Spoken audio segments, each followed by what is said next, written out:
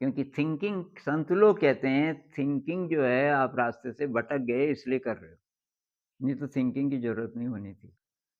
जानवर लोग सोचते नहीं और बिल्कुल सही करते हैं जो करना है। मकड़ी अपना जाला बनाती है, वो सोचती थोड़ी है। उसका जाला देखो एकदम परफेक्ट। अब कुछ लोग बोलते हैं कि इंस्टिंक्टिव है, तो भाई हमारे इंस्टिंक्ट कहाँ गया? हम इंस्टिंक्टिवली क्यों नहीं सही ज़िंदगी जी पाते?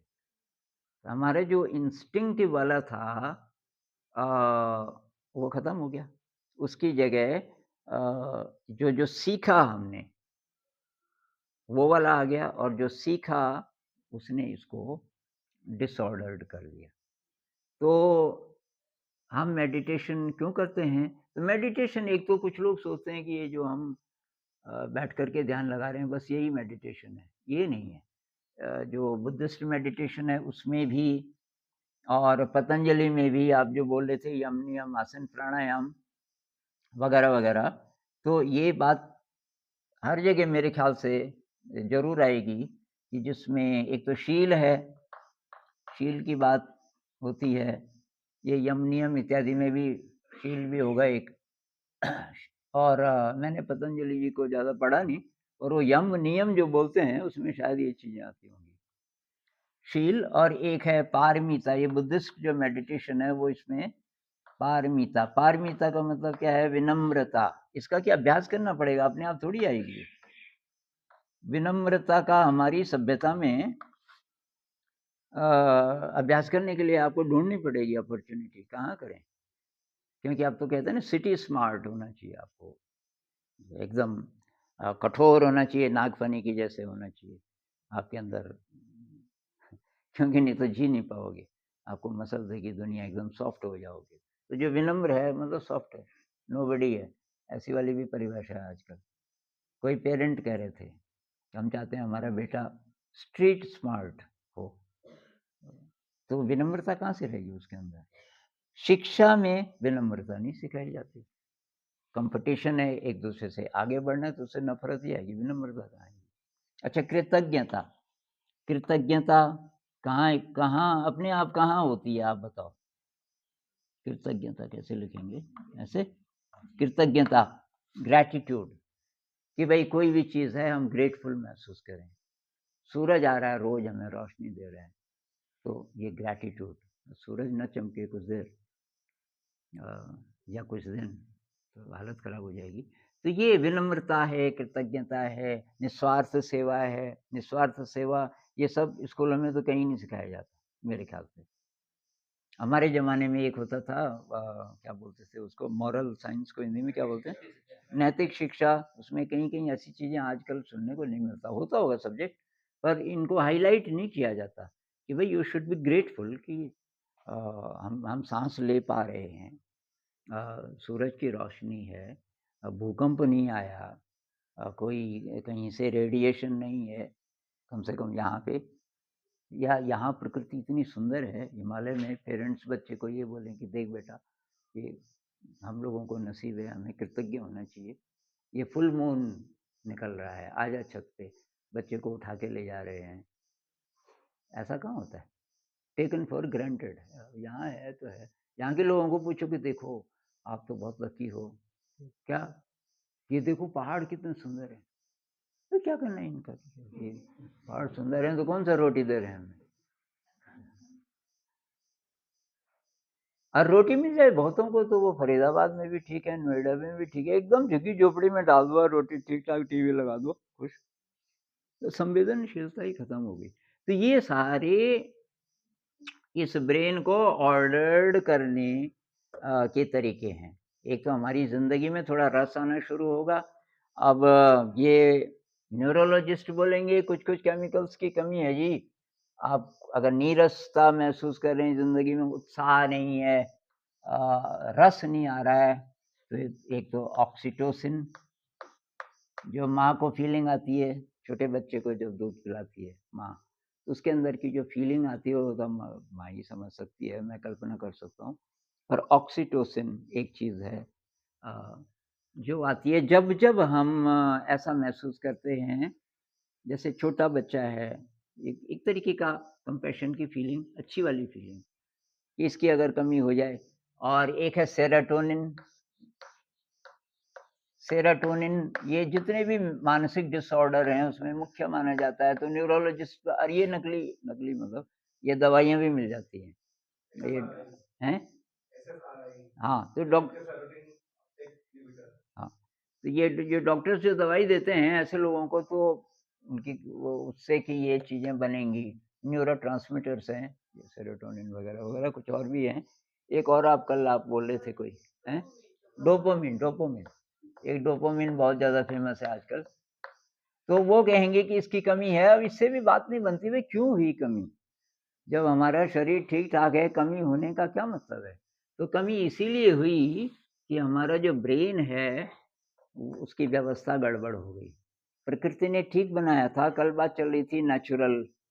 हम नेचुरल क्यों नहीं है? संत लोग कहते हैं कि नेचुरल का मतलब है कि ये पहले से आपके अंदर ये गुण हैं सारे, जन्मजात। संत की ने नेचुरल हो जाता है, उसके अंदर अहंकार खत्म हो जाता है। तो जो ईगो है हमारा, अहंकार, मैं, ईगो, ये बहुत ज़्यादा हाइलाइट सब जगह मैं फर्स्ट आ गया, मेरा बेटा फर्स्ट आ गया, ये मेरा मकान है, ये देख मेरी कार है, तेरे पास तो है भी नहीं ऐसी। चाहे जोर से ना बोले, पर मन ही मन में नई कार जब कोई लेता है तो साथ में ये भी औरों को देखता है, उस समय ज़्यादा बात करता है। वो बात नहीं भी करना चाह रहा, रोकता है, और भाई साहब शर्मा जी ठीक-ठाक? ताकि शर्मा जी देख सकें कि नई गाड़ी आ गई इसकी, और कुछ हो उसके मन में। देखे मेरी तरफ कि ज़्यादा बड़ा, कार से? मैं कार से बड़ा हो जाऊँगा, इससे हो जाऊँगा, ये कहाँ से आया? तो ये हमारी डिग्रेडेड इस समय जो सभ्यता है, वो काफ़ी पतन पे। तो 2 फोर्सेस हैं। ये ज्योतिष वाले लोग कहते हैं कि पृथ्वी की ह्यूमन फ्रीक्वेंसी बढ़ रही है, मतलब सतयुग आ गया, नहीं बोलते थे हमारे यहाँ? कलयुग के बाद सतयुग आता है कि वो आ चुका है। कलयुग खत्म हो गया उनके कैलेंडर के हिसाब से। एक मायन कैलेंडर बोलते हैं ना, ये साउथ अमेरिका का उनको कहते हैं कि उनकी ज्योतिष बहुत कमाल की है। उनके भी हिसाब से ये ब्रह्म कुमारी वाले भी बोलते हैं, कलयुग खत्म हो गया, सतयुग आ गया। अब एक तरफ से सतयुग आ गया, दूसरी तरफ हम बोल रहे हैं कि गड़बड़। तो वो कह रहे हैं कि जब कोई बड़ी बिल्डिंग है, उसमें दुर्जन लोग भाग गए, आपको मिल गई। अब उनका जो गंध है वो साफ करोगे ना पहले आप, रहने लायक तो है नहीं। तो गंध साफ हो रहा है आजकल। आजकल जितनी भी प्रॉब्लम्स आ रही हैं पर्यावरण की, इसकी, उसकी, ग्लोबल वार्मिंग है, पॉल्यूशन बहुत ज़्यादा है, लड़ाइयाँ हो रही हैं, यूक्रेन से लेके कहाँ से लेके, ये सब की ये मानसिक, शारीरिक, आध्यात्मिक हर लेवल पे जो गड़बड़ है, वो दूर हो रही है। अब मैं तो आशावादी हूँ, मैं उस वाले ओपिनियन को मानना चाहता हूँ जो ज़रा आशा दे ज़िंदा रहने की, आगे बढ़ने की। तो मैं इसको सही मानता हूँ कि होगा। कुछ लोग कहते हैं देवता लोग हैं, कई जगतों के इस समय देवता लोग पृथ्वी पे आए हुए हैं इसकी रक्षा के लिए, तो चिंता मत करो। आप, इसका मतलब ये नहीं मैं कुछ ना करूँ, आप गंद मत फैलाओ, कहीं गंदा है उसको साफ करो जितना हो सके, पर डरो मत। सेवा भाव से करो और मज़े में जियो, कोई चिंता की बात नहीं है। तो ये वाला जो संदेश है, मेरे को ये संदेश बहुत अच्छा लगता है, क्योंकि इससे आशा जगती है कि जितना भी हम जिंदा हैं, ध्यान करेंगे, इस ब्रेन को अपने को ठीक करते रहेंगे। तो इसके लिए मेडिटेशन है। अब मेडिटेशन के अलग अलग तरीके, तो ये मैं इसलिए बोल रहा हूँ कि ये तो होना ही होना चाहिए। ये मेडिटेशन की फाउंडेशन है एक तरीके से। अब ये जब है तब प्रैक्टिस है, मेडिटेशन की प्रैक्टिस। प्रैक्टिस बहुत तरीके का, कुछ लोग, कल भी किसी का कमेंट आया कि ये कौन सा मेडिटेशन है आप ये सरगम के साथ कर रहे हो, जो हम यहाँ कर रहे थे ना। खैर मैंने उसको बदल भी दिया, मैंने मेडिटेशन की जगह कुछ अलर्ट किया, कौन सा शब्द किया, कोई दूसरा शब्द डाल दिया। मैंने कहा आपको खराब लग रहा है, लेकिन कोई भी चीज़ जो इसमें व्यवस्था लाए, फिलहाल उसको मेडिटेशन बोल सकते हैं। क्योंकि कोई कह रहा था मेडिटेशन का मतलब ये है, अपने गुरुजी को कोट कर रहा था। ये कमेंट से मुझे कई नए गुरुओं का पता चला।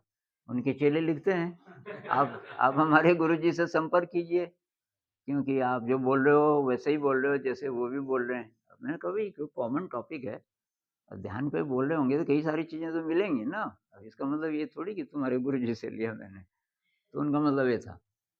तो क्या बोला था मैं? ये फाउंडेशन है। और फिर जो प्रैक्टिस है, ये जो 8 जो यम नियम आसन प्राणायाम वगैरह वगैरह पतंजलि जी ने दिए ना, ये सब इसके अंदर ही आ जाता है। इसके बस नाम बदले हुए हैं। हाँ हाँ हाँ मैं इसलिए ये पूछ रहा था, हाँ जैसे ध्यान का जो चरण है वहाँ पे 7वें नंबर पे, हाँ हाँ और उन्होंने इन नियमों के अंदर जो बताए हैं, तो पतंजलि जी ने जो सूत्र दिए हजारों साल पहले के, उस समय लोगों का आहार भी अच्छा था, व्यवहार भी अच्छा था, सब कुछ अच्छा था, तब उन्होंने ये सूत्र इजाद किए थे। आज तो सब बिगड़ चुका है। अब क्या हो रहा है कि ध्यान के जब भी बात करते तो वो सीधा 7वें चरण की बात हो रही है। फाउंडेशन आपको अच्छा, मैं बता समझ रहे गया। थे, वो बिल्कुल सही बात। अच्छा, बुद्धिज्म में भी ये 10 दिन का जैसे होता है ना, पंचशील का वो शील का भी बोलते हैं, पारमिताओं की भी बात करते हैं। अब कहीं कम कहीं ज़्यादा करते होंगे, गोइनका जी वाले सिस्टम में करते हैं वो इनकी बात। तो पंचशील, अष्टशील भी बोलते हैं, जो ज़रा ज़्यादा एडवांस्ड हैं उनके लिए कुछ एक्स्ट्रा 3 शील और हैं। तो ये सब वैसे भी ज़रूरी हैं, क्योंकि कुल मिला के हमारा उद्देश्य क्या है कि ज़िंदगी में थोड़ा खुश रह सकें। ध्यान भी हम क्यों कर रहे हैं? सारी ज़िंदगी को ठीक से जी सकें। अब किसी-किसी का लक्ष्य भी हो सकता है कि वो अतीन्द्रिय कुछ मिल जाए, पर अब वो मिले ना मिले, वो भी फिर कहीं उदास न कर दे ना हमें कि नहीं मिला। मैं 20 साल से मेडिटेशन कर रहा हूँ, मुझे कोई ऐसी चीज़ नहीं मिली कि मैं उड़ने लग जाऊँ। क्योंकि अब उसके पीछे हम पड़ गए, तो भी बंद कर सकते हैं ध्यान करना कि कुछ तो मिला नहीं।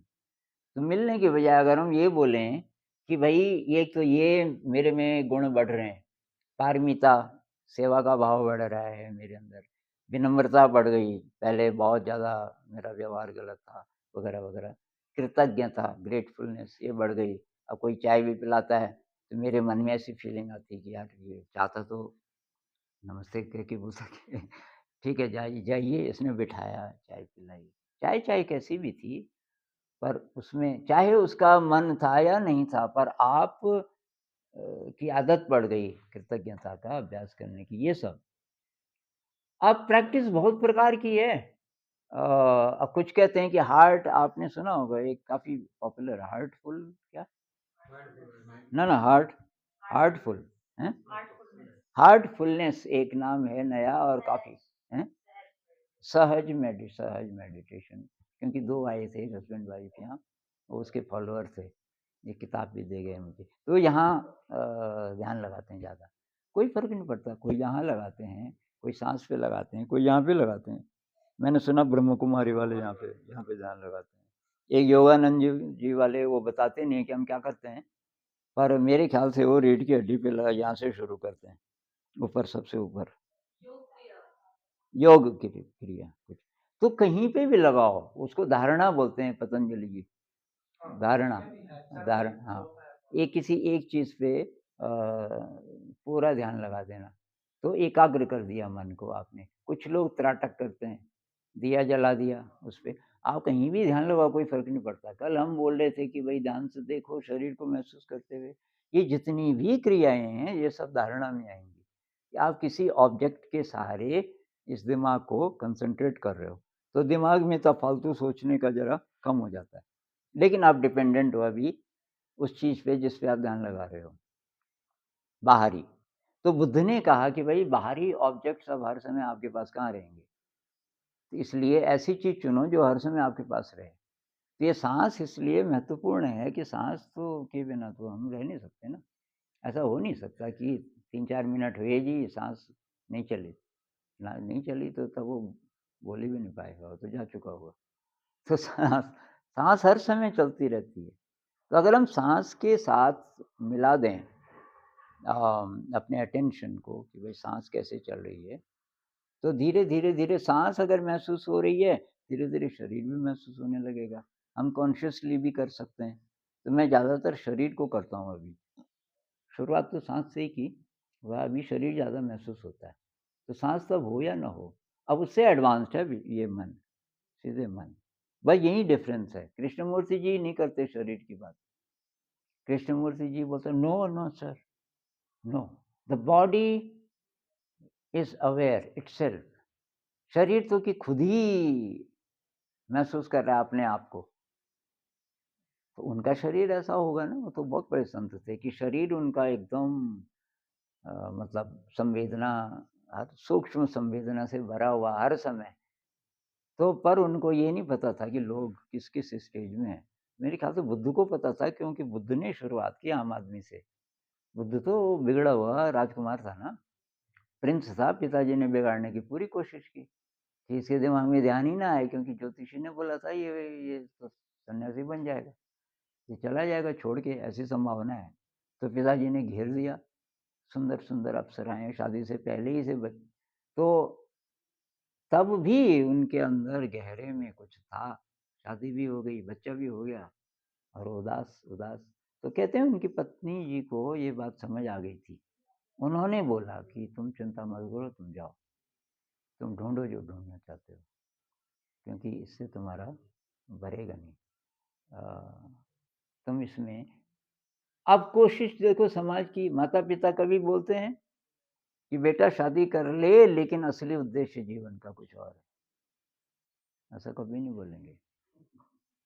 कोई 10 दिन का ध्यान करने गया तो डर जाते हैं कहीं ये सन्यासी न बन जाए। पति जी गए तो पत्नी जी डर जाती हैं वापस आएगा कि नहीं। पता चला कि ये कमंडल लेके चल पड़ा। तो ये सब डर कहाँ से आया? क्योंकि ये चीज़ बहुत दूर चली गई जो शायद सबसे नज़दीक थी किसी ज़माने में। तो अब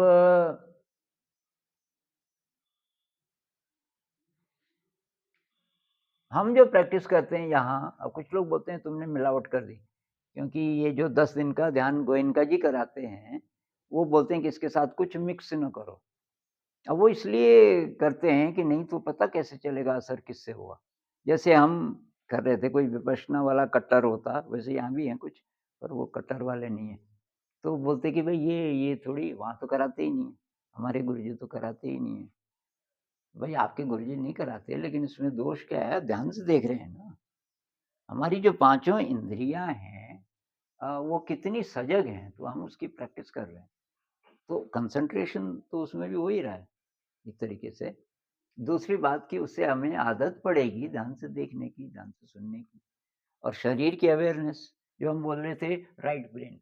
तो उसके हिसाब से न्यूरोलॉजी के हिसाब से वो कहते हैं कि हमारे ब्रेन के 2 हिस्से हैं।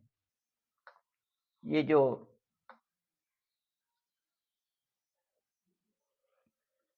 ये अचेतन वाला ब्रेन नहीं, ये चेतन ब्रेन जिससे हम काम लेते हैं, तो उसमें की 2 हिस्से हैं। जो लेफ्ट ब्रेन है, ये सोचता है, इसमें है प्रॉब्लम विचार की। प्रॉब्लम नहीं है, विचार की तो ज़रूरत भी है। विचार के कारण इंसान ने साइंस और क्या-क्या चीज़ें बना दी। तो ज़रूरत भी है, लेकिन वो तब चुप नहीं होता, और यहीं से कि ईगो पैदा होता है। ईगो पैदा होता है क्योंकि यहीं मेमोरी भी है। हमारी जो याद है वो लेफ्ट ब्रेन में है। विचार नहीं तो हो नहीं सकता ना, विचार मेमोरी से संभव हो पाता है। मेमोरी पीछे की खत्म हो जाए, हम आगे की बात नहीं सोच सकते। पीछे की याद खत्म हो जाए, तो हम आगे की कुछ सोच नहीं सकते। आगे की जब हम सोचते हैं तो पीछे की याद रहती है ना। जैसे मुझे दूसरी पैंट चाहिए, उस समय मुझे याद रहती है कि मेरे पास 2 ही पैंट है। अगर पीछे की बात खत्म, याद ही खत्म हो जाए कि पैंट भी पहनता है आदमी, ये भी खत्म हो जाए, तो फ्यूचर की थिंकिंग आएगी? आएगी, खत्म हो जाएगी। तो ये सारा विभाग है इसका। और इसमें प्रॉब्लम क्या है कि ये धीरे-धीरे विचार करते भूल जाता है कि भई और भी शक्तियाँ हैं, तेरे सोचने से कुछ होने वाला नहीं है। सोचने से तो कुछ फ़ायदा नहीं होता ना।